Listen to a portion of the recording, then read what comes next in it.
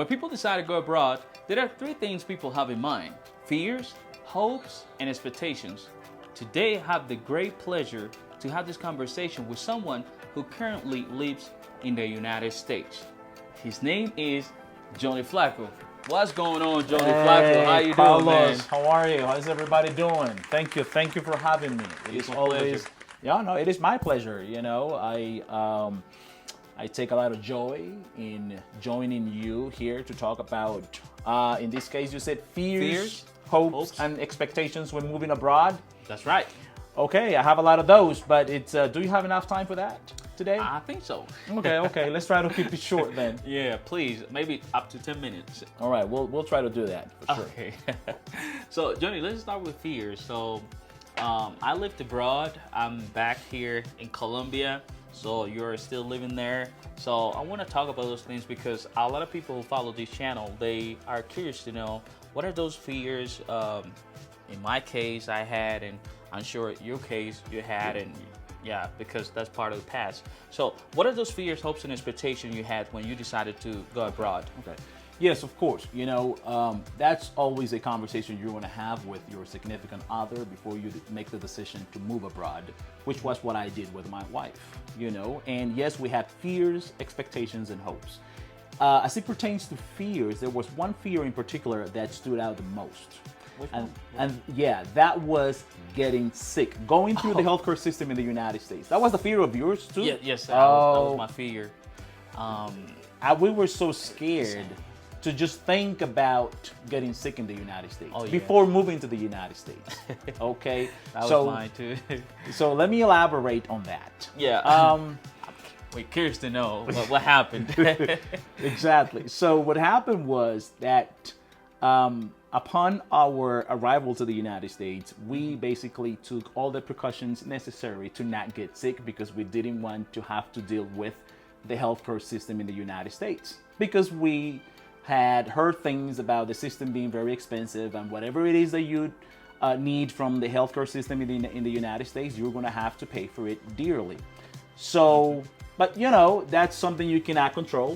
When you get sick, you get sick. You get sick. Mm-hmm. And then you need to go to the hospital. So we had a major accident at home once, and we needed to use the healthcare system to its full extent, pretty much. And what happened? What kind of accident? Yes, my wife had an accident. We were making breakfast. That was a Sunday morning. And for some reason, this hot cooking oil kind of like exploded and went up in the air, and on the way down, it hit my wife's on the face, all over her face, and also this part of her shoulder.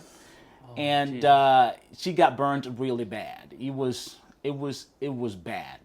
So what happened after that? Like, yeah, is she okay now?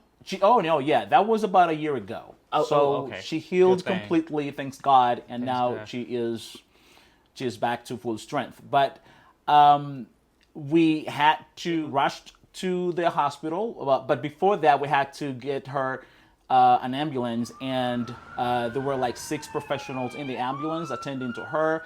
Then they took her to the closest clinic in Washington, D.C., where they also attended to her needs. And when the bill came, that was our main concern. Yeah, you know, when the scary bill part. Yeah, that's the scary part. When the bill came, to our surprise, it was we didn't have to pay any of it.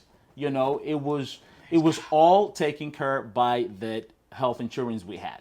Okay, you cool. know, Awesome. We do have a high deductible. Every time we get paid, they make a deduction that goes to paying our health insurance, which is not little money. You know, it is a little bit of money. You know, it is not cheap, but the good thing is that whatever the health emergency is that you have, and they're going to take care of everything. You're not going to have to pay pretty much anything out of pocket. You know, if anything, it'll be just a little bit of money. So if you have a good health insurance, I think the healthcare system in the United States may not be a bad idea.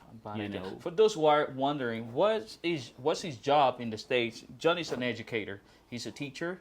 So that's why he has high deductible, but still have to pay, which is Is it a little money or a lot of money? Yeah, it's not little. It's on every 2 weeks.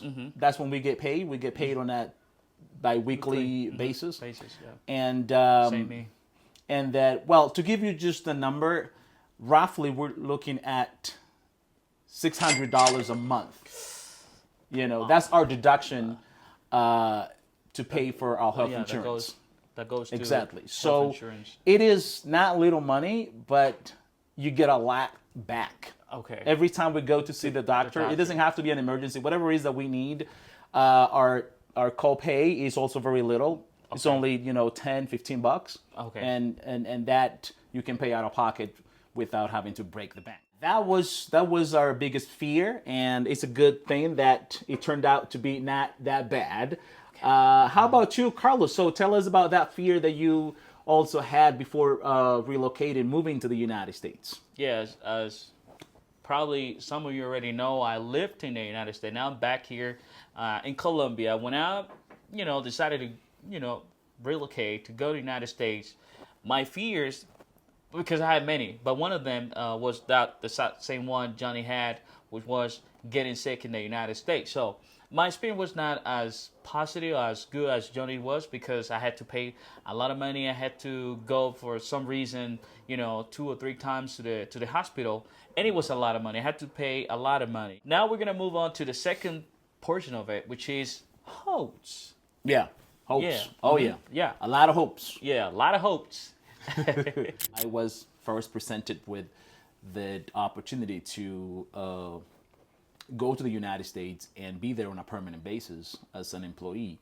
And that hope was basically to go to a work environment in the United States that was non-toxic. Non-toxic. Yes. Non-toxic environment. I don't know. I really just wished for that. Okay. I want to go somewhere where they are nice, and guess what? What? That's exactly what happened. These people are not just nice; they're just wonderful. Okay. I couldn't have gone to a better team That's or awesome. group of workmates than the one I have right now in the United States. They welcomed me with open arms.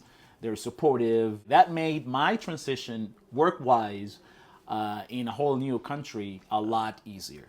To know that my workmates didn't just see me as a number, somebody who was just new coming from abroad, but somebody that they wanted to also get to know and become friends with.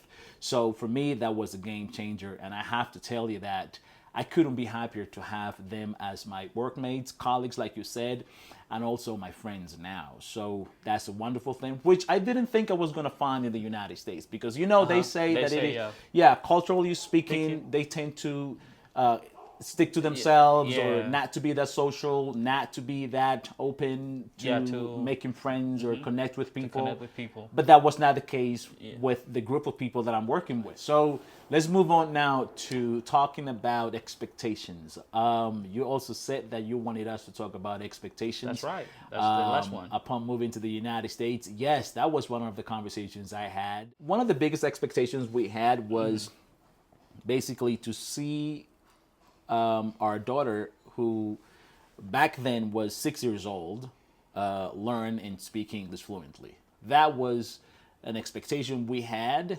and to see her today, 2 years later, be fluent in English is just a wonderful thing to see. We are so excited about that, because that expectation we had in her has actually materialized, and she is today conversational.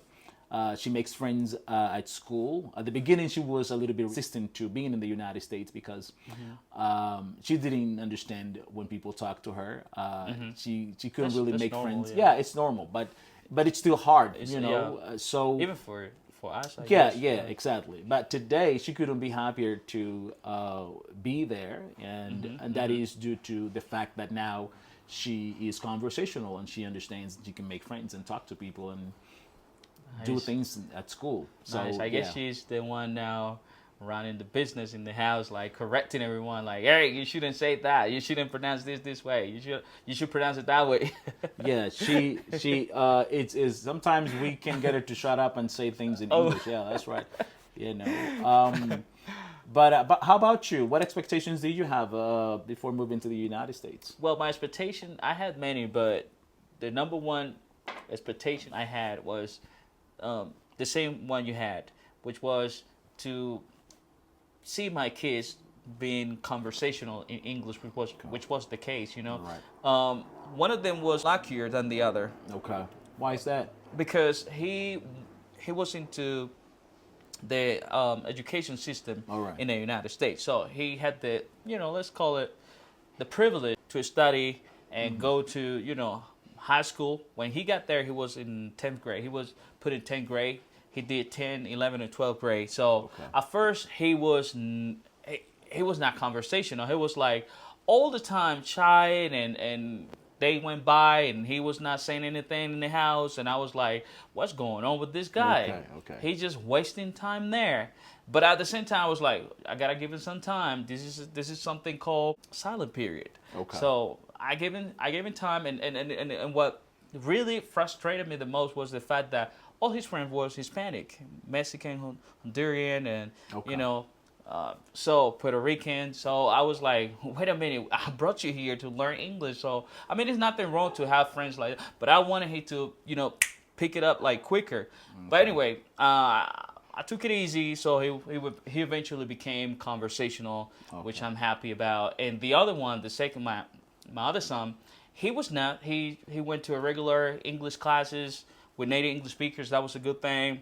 Okay. He eventually, learned the language, so he's conversational now, and for him was a lot harder, but he did it. He can communicate with people. That's a good thing. Yeah, it's funny to see that our expectations and fears and hopes were very similar. Yeah. And because it's like you're moving to a whole other country with a different culture, so you have pretty much, you go through the same process. You have the same questions and doubts, but it's a good thing to see that overall it's been a very positive experience. And what matters at the end of the day is that you have a plan, and you know that you're going to take baby steps towards achieving those goals in your plan, getting to your destination. And as long as you stick to that plan long enough, you're going to be able to make it. Yeah, that's exactly. And understand that it's going to come with challenges, but that's true. That's the whole journey, and you have to enjoy the journey. Yeah, for sure. Yeah. All right. So just to wrap up this video, I would like to invite you to share with us your hopes, fears, and expectations, and we'll be glad to read and make comments on those. That's what's up. We'll see you when I see you.